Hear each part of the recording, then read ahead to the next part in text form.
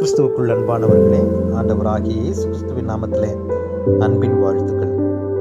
இந்த நாளிலும் கூட நாம் சிறிது நேரம் தியானிக்க எடுத்துக்கொள்ளப்பட்ட வேத பகுதி பரிசுத்த மத்தேயு 12ஆம் அதிகாரம் 19ஆம் வசனம். வாக்குவாதம். இந்த வார்த்தைகள் நமது இரட்சகரின் சாந்தத்தை வெளிப்படுத்துகின்றது. தனது பணியை, தன்னுடைய தகப்பன் தனக்கு கொடுத்த பொறுப்புகளை எந்த ஒரு பிரச்சனையுடனும் செய்யக்கூடாது என்பதே ஆண்டவரின் நோக்கம்.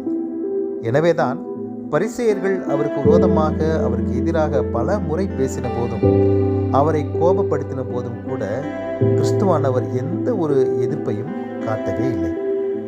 அவர் நேரம் வரும் வரை அமைதியாக காத்திருந்தார். தனக்கு எதிராக பேசிய அவர்களிடம் குரலை உயர்த்தி கூட பேசவில்லை.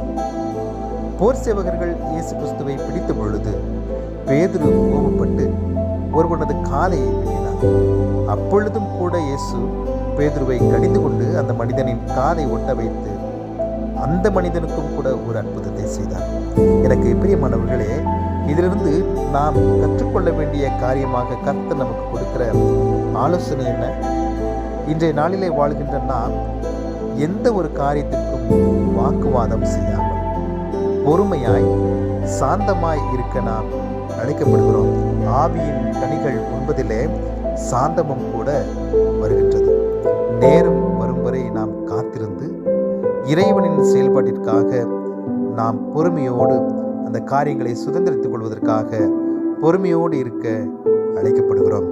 தேவன் தாமே இந்த நாளிலும் கூட நாம் வாக்குவாதம் செய்யாமல் சாந்தமாய் பொறுமையாய் கடவுளுடைய நேரம் வரும் வரைக்குமாக காத்திருக்க, நன்மைகளை சுதந்திரித்துக் கொள்ள கர்த்தர் தாமே இதனை கேட்டுக்கொண்டிருக்கிற ஒவ்வொருவருக்கும் கிருபை அளிப்பாராக.